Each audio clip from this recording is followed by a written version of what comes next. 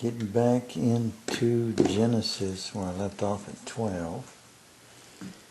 And this, if you haven't been watching the rest of these videos, is to see what comes carnally to these scriptures versus what may come spiritually. Let's take a look and see what happens. It is 5:15. I'll try to get these things around 10 to 15 minutes if I can. Let's see, and thou tillest the ground, it shall not henceforth yield unto thee her strength. A fugitive and a vagabond shalt thou be in all earth. Now, this really speaks loud to me carnally, because as the seed line from which is born from Cain is what we would consider the Jewish race today, or I should say a fraction of the Jewish race. And what it says here is the ground is going to be cursed from them. In other words, they're not going to be farmers. It doesn't do them any good, this race, to be farmers. Now, that sounds like a harsh or racist thing to say, but the truth is, no matter how you want to look at that or shave it down, you don't have a lot of Jewish farmers on the earth. And I am sure that, take that for what it's worth, carnally, the seed line of Cain, which are the Kenite, which are not all Jewish people by any means, or people that are born of the lineage which is known as the Jews. And actually this is more or less speaking to the Kenite clan, which Christ identifies as those that say they are of our brother Judah and do lie in one of the churches. It's either Smyrna or Philadelphia, or one of the churches in Revelation. There's two important things to know in those churches, and one of those important things of one of those two churches of either Philadelphia or Smyrna was that they know the truth about those who say they are of our brother Judah and do lie. They're not a true Jew. A true Jew would never denounce Jesus Christ, would never not accept Jesus Christ. A true Jew believes on Jesus Christ of the tribe of Judah, the tribe that comes from Cain. Cain's descendants, the Kenite, which you can trace down through the genealogy of Cain himself, that is the Kenite tribe. And this is most of the Jewish people that you see owning so many of the businesses, such as Hollywood type businesses, movie logos, banking systems, and so forth and things like that. For what it is, there's no way to sugarcoat that. You don't see any of those people in farming or agriculture. Those people are very much in other things, because Cain is cursed. He's never going to be able to plant the ground, and that carried over through that lineage. And oftentimes these people that we talk about in the Bible, these are lineages. It's like Cain and Abel. They are likenesses for groups or multitudes of people. That being said, and Cain said unto the Lord, my punishment is greater than I can bear. Behold, thou hast driven me out this day from the face of the earth, and from thy face shall I be hid, and I shall be a fugitive and a vagabond in the earth. And it shall come to pass that every one that findeth me shall slay me. And the Lord said unto him, therefore, whosoever slayeth Cain, vengeance shall be taken upon him sevenfold. It's important to God for this seed line to take root and grow. It's very much to do with the plan of God, and we cannot do without this plan. This is why I think, in my opinion, that JFK was taken out when he was, because he was trying to remove these people from the power of banking and one world governments and hidden monarchies and he was going to try to remove those people, and not so. God knew that those people had to come up and take root in order for this plan to unfold the way it's got to unfold. And the Lord set a mark upon Cain, lest any finding him should kill him. And of course, there's all kind of rumors and talks about what this mark is. Some say it is the size of the nose of the Jew, or the turned down face of the nose and eyes together of the Jewish race. I don't really know that I give that much weight. I kind of sort of think that this mark is well, I'm not getting anything right now spiritually, so I'm just going to leave it at that. And Cain went out from the presence of the Lord and dwelt in the land of Nod, on the east side of Eden. Anytime we see directions on what side of something, I'm sure they have spiritual significance. Probably would be worth doing a study on these directions, and probably would come up with something worth noting there, I'm sure. And Cain knew his wife, and she conceived and bare Enoch. And he builded a city, and called the name of the city after the name of his son Enoch. So we got here, I've heard there's a few Enochs in the Bible. It looked like this guy was Enoch, and looked like the guy's son is Enoch. And unto Enoch was born Irad, and Irad beget Mehujael, and Mehujael beget Methuselah, and Methuselah beget Lamech, and Lamech took unto him 2 wives. Anytime we see 2, that to me this 2 is all the way through this book, and it is a very important thing. There's usually almost always a double or a spiritual and a carnal meaning in that. So this is 2 wives here. And the name of the one was Ada, and the name of the other was Zillah. And Ada bare Jabal.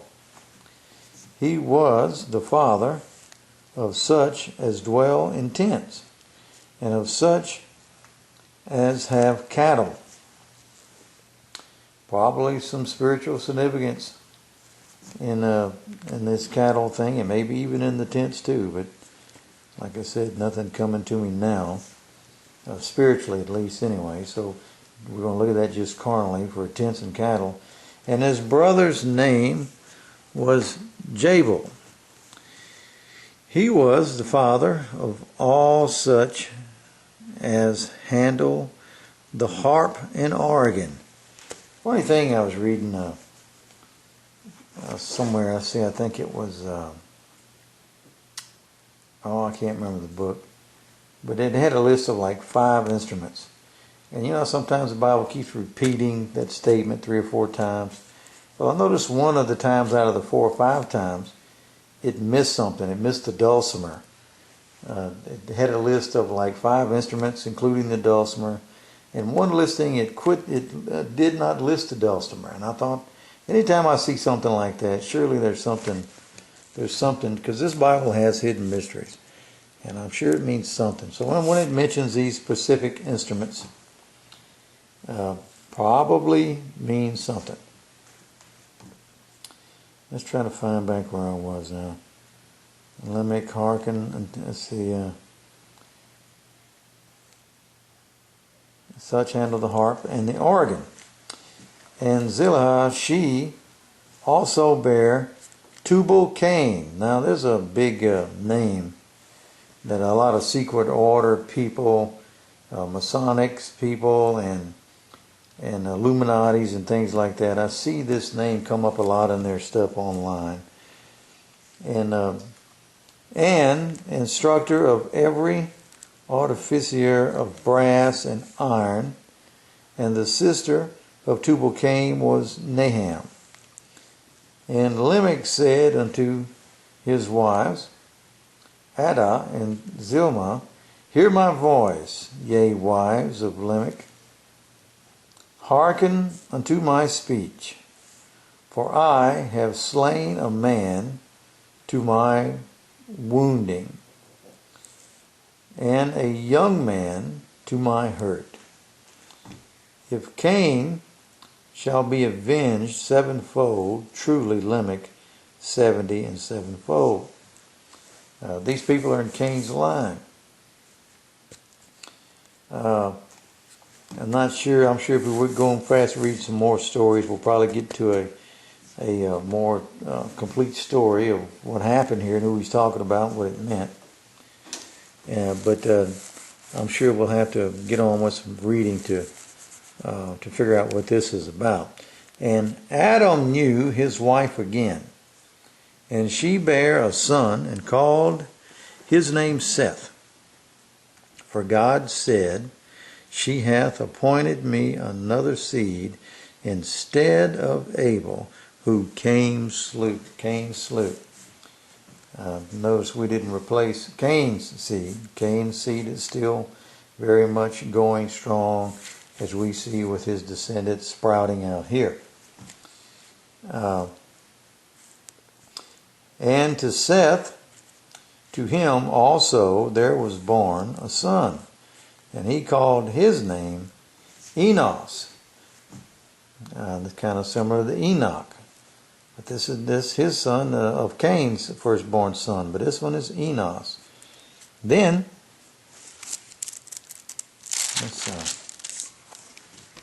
began men to call upon the name of the Lord. Make sure I didn't skip 2 pages here. Okay. This is the book of the generations of Adam in the day that God created man, and the likeness of God made he them. And again, this book is stating that this book is the genealogy of the story of Adam. And of course, we're talking about this book of Genesis, but if you think about it, really and truly, this book all the way through, from the front to the back, Old Testament and New Testament, is really the story of Adam, but it's the last Adam, and that's Jesus Christ. This book is really the story of all the lineages and stories from the time of the beginning to the end. That being said, I'm going to read a few more. Now we're in 5. Let's see. God created he, him. And then 2, it says here, male and female created he them, and blessed them, and called their name Adam, in the day when they were created. And Adam lived 130 years, and begat a son in his own likeness, after his image, and called his name Seth. And the days of Adam, after he had begotten Seth, were 800 years, and he begat sons and daughters.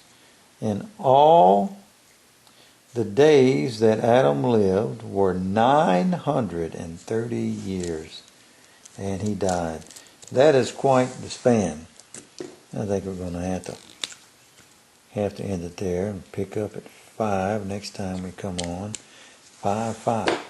So that's quite a lot of years, not receiving a whole lot of spiritual stuff in here. And I've gone through a lot of stretches where, I don't have anything marked, where nothing really spiritual was going on. And then I may hit pages every now and then where just bam, everything blows up and everything is spiritual.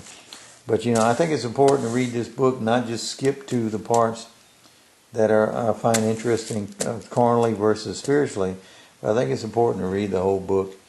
And I also think it's very important to read the King James Version, not a modern version that changes the words, because for the simple reason that there's a mystery in this book, and there are intentional words which brings your attention to thoughts from other passages that you've already read.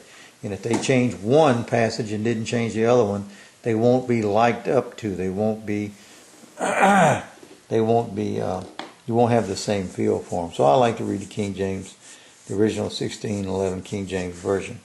That being said, I'm going to get this video loaded up. Thank you for taking a listen to this video, and then we'll see you the next time, maybe, huh?